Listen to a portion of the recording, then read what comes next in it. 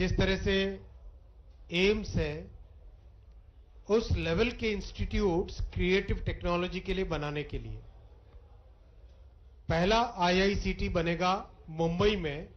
मैं honourable chief minister साहब को धन्यवाद देना चाहूंगा।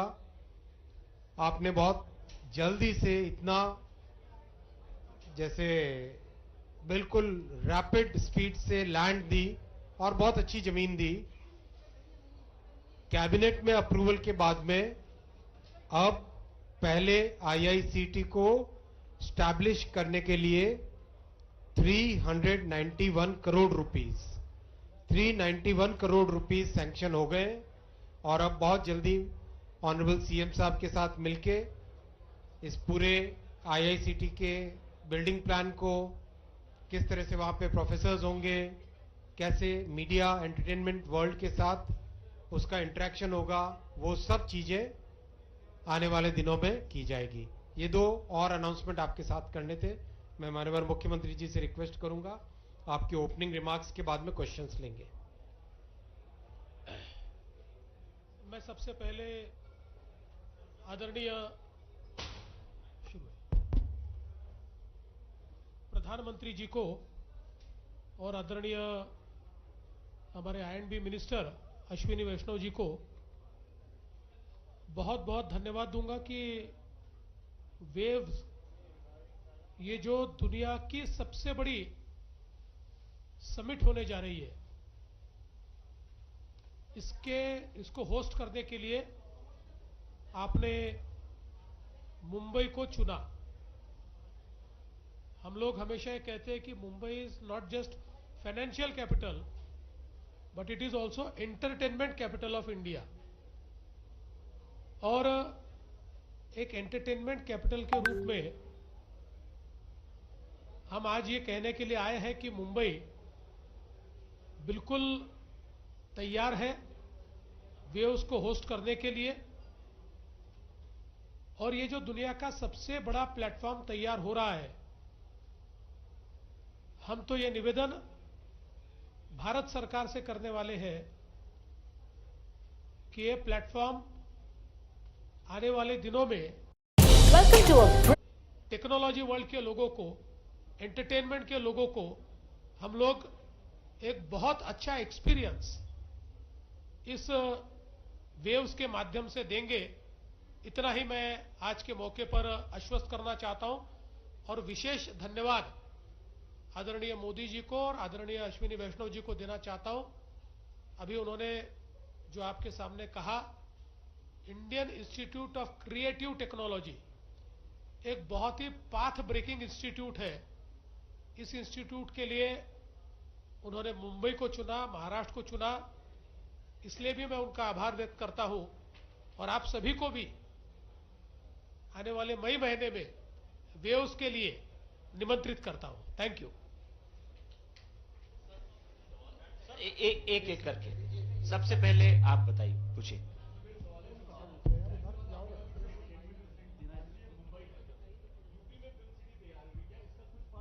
फिल्म सिटी में भी होगा, ऐसा कुछ प्लान है? देखिए, ये केवल फिल्म्स के लिए लिमिटेड नहीं है। फिल्म्स ये इसका एक भाग है, लेकिन मीडिया एंटरटेनमेंट अभी फिल्म से काफी आगे जा चुका है। ये टेक्नोलॉजी है। आज देखिए, फिल्मों के लिए पहले फिल्म बनना महत्व का होता था, अब पोस्ट प्रोडक्शन महत्व का होता है। 80% फिल्म इस शूटिंग के बाद पोस्ट प्रोडक्शन में बनती है। ये टेक्नोलॉजी है। इसलिए ऐसी टेक्नोलॉजी का जो लोग निर्माण कर रहे हैं, ऐसी टेक्नोलॉजी को जो इस्तेमाल कर रहे हैं, ऐसे सब लोगों को यहाँ बुलाया गया है। तो मुझे लगता है कि अभी तो ये मुंबई में ही इस समय प्लान किया गया है। आगे भारत सरकार उसको और एक्सपांड करने का विचार कर सकती है। एएनआई से, और अपना परिचय भी दीजिए, नाम और परिचय प्लीज दीजिए। माइक दीजिए, माइक दो। हाँ, माइक, ठीक। सर, मैं शैलेश यादव हूँ एएनआई से। जैसा आपने बोला कि सर ये 2 मई को सबसे बड़ा इवेंट, ग्लोबल इवेंट एक होने जा रहा है, तो इसमें कंपनीज तमाम और कई कंट्रीज की पार्टिसिपेशन होगी। तो कुछ कंपनीज जो बता सके मीडिया से, जैसे पीएम साहब जो है सीईओ राउंड टेबल कर रहे हैं, तो कौन कौन सी कंपनी के सीईओज आएंगे, कुछ अगर उसका डिटेल हो, इंडियन एंड ग्लोबल।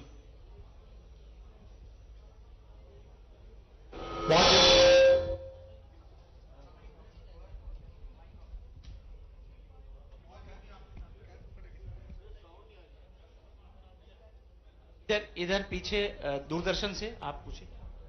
सर मैं शैलेंद्र मिश्रू, मेरा एक सवाल है। आपने कहा $1 बिलियन का एक फंड क्रिएट होगा, तो ये क्या public participation, public private participation होगा? और दूसरा, वेब चैलेंजेस घोषणा की गई, 31 चैलेंज जगह जगह हम देख रहे हैं कि उसके लिए नॉमिनेशन हो रहा है, तो इसके पीछे क्या कॉन्सेप्ट है कि क्या ज़्यादा से ज़्यादा भागीदारी हो तमाम टैलेंट क्रिएटर्स की, है इसके पीछे क्या होगा? बहुत ही एक अच्छे सिस्टम, सारे क्रिएटर्स को पार्टिसिपेशन का एक मौका दिया गया है। इसमें देश भर में क्रिएटर्स चैलेंज को देश भर में इसको स्थापित किया गया और करीब 80,000 से ज्यादा क्रिएटर्स ने इसमें पार्टिसिपेट किया। एक्चुअल पार्टिसिपेशन 25 लाख के आसपास का है। जो जिन्होंने अपने फाइनल अपना कंटेंट सबमिट किया, सबमिट करके एक लेवल आगे पहुंचे, वो करीब 80,000 के आसपास, 80,000 के आसपास पहुंचे हैं टोटल, और उसमें से 1,000 फाइनलिस्ट निकलेंगे। तो ये एक बहुत अच्छा एक डेमोक्रेटिक प्रोसेस है जिसमें देश में सबको मौका मिला है। ऑनलाइन प्रोसेस है जिसमें क्रिएट इन इंडिया चैलेंज के तहत लोग अपने एंट्रीज दे पाए। जैसा माननीय मुख्यमंत्री जी ने कहा, प्रधानमंत्री जी का वेव्स के पीछे विजन ये है कि जो क्रिएटिव दुनिया है आज की और जो टेक्नोलॉजी को यूज करके क्रिएटिव कंटेंट बनाती है, उनके लिए ये बहुत बड़ा एक प्लेटफॉर्म बनेगा। तो वो प्लेटफॉर्म फिल्म से अलग है एक तरीके से। फिल्मों के बहुत बड़े ऑलरेडी फंक्शंस हैं। भारत में भी इफ्फी एक बड़ा फंक्शन है, आईफा एक बड़ा इवेंट होता है, वर्ल्ड में कांस है, ऑस्कर है, सब है। ये क्रिएटर्स की दुनिया के लिए बड़ा इवेंट है। सर मैं विकास चंद्रू, न्यूज नेशन चैनल से। मेरा सवाल है कि दुनिया के कितने देश इसमें पार्टिसिपेट करने जा रहे हैं? और एक ऊपर जानकारी मिली कि टेक्निकल क्षेत्र और मीडिया क्षेत्र के लोग इसमें इनवाइट किए जा रहे हैं। मेरा सर कि टेक्निकल और मीडिया क्षेत्र के लोग बुलाए जाएंगे, इंटरटेनमेंट के भी होंगे, और कितने सेक्टर के लोग इसमें इनवाइट किए जा रहे हैं? करीब करीब 100 देशों से पार्टिसिपेशन हो रहा है। 100 देशों के आसपास का पार्टिसिपेशन इजीली हो रहा है। और मीडिया, एंटरटेनमेंट, इसका जो कॉन्फ्लुएंस है और टेक्नोलॉजी, उस तरीके से किया गया है। ये जो टेक्नोलॉजी, इसका बेस टेक्नोलॉजी है। इस टेक्नोलॉजी की बेस में जो आज के क्रिएटर्स की दुनिया है, वो सब मेनली इसमें पार्टिसिपेशन में। आप आते सर, हाँ इनको दीजिए माइक दें। सर मैं कृष्ण मोहन शर्मा, भारत एक्सप्रेस से। 2 सवाल है, एक फडणवीस साहब से और एक अश्वनी वैष्णव सर से। सर ये इतना बड़ा मिशन लेके चल रहे हैं कि उसको ट्रिलियन इकोनॉमी करने की बात कर रहे हैं, तो वेव्स का ब्रांड एम्बेसडर कौन होगा? मोदी जी तो ग्लोबल एम्बेसडर हैं, इसका ब्रांड एम्बेसडर कौन होगा? और फडणवीस सर से मेरा एक सवाल है कि ये जो यूनिवर्सिटी बनेगी, इसका कंट्रोल सेंट्रली कंट्रोल्ड होगा या स्टेट कंट्रोल्ड होगा? देखो, इतना बड़ा एक जिसमें पूरी दुनिया भर की इंडस्ट्री को साथ लाना है, उसमें एक व्यक्ति ब्रांड एम्बेसडर नहीं होता है, उसमें कई लोग ब्रांड एम्बेसडर होते हैं। सबसे बड़े ब्रांड एम्बेसडर्स हैं 140 करोड़ भारतीय, वो लोग हमारे सबसे बड़े ब्रांड एम्बेसडर्स हैं। उन 140 करोड़ भारतीयों में से, इंडियंस में से, जो बहुत बड़ी क्रिएटिव ताकत है आज हमारे नौजवानों की, वो बड़े ब्रांड एम्बेसडर्स हैं। हमको इस पूरी जर्नी में गाइड करने के लिए 34 बड़े मीडिया और एंटरटेनमेंट की दुनिया के लोग वो एडवाइजरी बॉडी में हैं। और प्रैक्टिकली इसका पूरे प्रोग्राम का प्लानिंग, एग्जीक्यूशन, सारा का सारा इंडस्ट्री की तरफ से हो रहा है। थर्ड रो में अदिति अग्रवाल, हिंदुस्तान टाइम्स। यस, देश भर में टेक्नोलॉजी के क्षेत्र में आईआईटीज ये सबसे महत्वपूर्ण माने जाते हैं, प्रीमियम इंस्टीट्यूशंस माने जाते हैं। उसी आईआईटी की तर्ज पर ये Indian institute of creative technology है, इसलिए जैसे आईआईटी चलते हैं वैसे ये चलेगा। Sir, here, Aditi Agrawal from Hindustan Times. I have 2 questions. One, what is on the agenda for the global media dialogue? Are we aiming to come at certain kind of consensus around how media should be regulated, or what is it that globally we can conclude about media and entertainment? And second, when it comes to this $1 billion fund that you announced, you mentioned that it will be done through a public-private partnership. Can you shed some more light on what's the government's role, contribution in it? What is the expected private party's role in it? And if anybody has already committed certain funds? Global Media Dialogue is a dialogue. I don't know why you keep on getting into regulation. No, but are we expecting like a Bombay declaration or a Mumbai declaration from there? Any kind of consensus building? I don't know why you get into a totally different tangent. This is a dialogue. Dialogue is a dialogue where people want to exchange their views, they want to share their perspectives, they want to understand what are others' experiences. That is what it is. The fund will be a PPP fund. We'll share the details once they come. आप पीछे back side. Sir Ashwini sir, मैं कमलेश हूँ live time से। मेरा सवाल ये कि अगर मुंबई में ये कार्यक्रम होना है तो क्रिएटिंग हब्स बनेगा वो, तो इंफ्रास्ट्रक्चर डेवलपमेंट के लिए क्या आप तैयार हैं या भविष्य में कितना इंफ्रास्ट्रक्चर डेवलप करना पड़ेगा? देखिए, अभी तो हमारे पास मुंबई में जो कन्वेंशन सेंटर्स है उसी में इसको हम करेंगे, वो पर्याप्त है। जैसे आज अगर हम जियो कन्वेंशन सेंटर की बात करें तो देश का सबसे बड़ा कन्वेंशन सेंटर दिल्ली के बाद ये जियो का कन्वेंशन सेंटर माना जाता है। ऐसे कई हमारे पास वेन्यूज है, उन वेन्यूज का ही हम इस्तेमाल करेंगे। तो इसलिए इसके लिए कोई नई प्रॉपर्टी तैयार करने की आवश्यकता नहीं है। इसमें से जो प्रॉपर्टी निकल रही है वो हमारी Indian institute of creative technology है। Sachin, one question from here. let him first. Okay. Hello sir, मैं सचिन बुधौलिया हूँ यूएनआई से।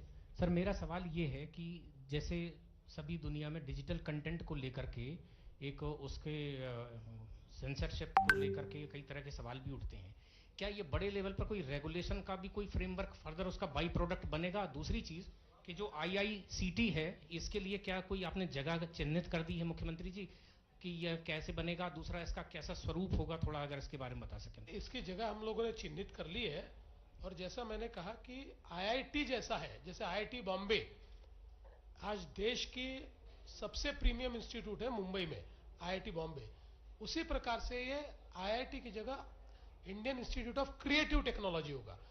IIT में ऑल टाइप ऑफ टेक्नोलॉजीज है, यह क्रिएटिव टेक्नोलॉजी पर फोकस्ड इस प्रकार का ये इंस्टीट्यूशन होगा। हाँ, फिल्म सिटी गोरेगांव में उसको जगह दी है। Sir, Manish Chand, India Rights Network. How will the waves, this whole concept help advance India's soft power projection? You're talking about storytelling. And also I want to point out that the media landscape is so diverse internationally. There are a lot of countries where media is entirely state controlled, which is basically the mouthpiece of the government. I mean, how are you factoring in that to create that diversity, and will you have media of all kinds in there? Thank you. Yes, it will definitely help advance our soft power, and our tradition of storytelling is very ancient tradition. It's very evolved, very developed. It is very rich cultural tradition that we have. This will definitely be a major platform by which people will get to know what our culture is, how India used to think, how India thinks today, how India will think tomorrow. That opportunity will be available to people. As far as the focus is on, if you look at WAVES, World Audio Visual Entertainment Summit, AVE. These are the three major words of it, right? So please don't get this thing getting embroiled into media regulation. Those are totally different subjects. It is not, definitely WAVES is not connected with that, right? In fact, we can say that this is celebration. We are celebrating this industry. Thank you very much.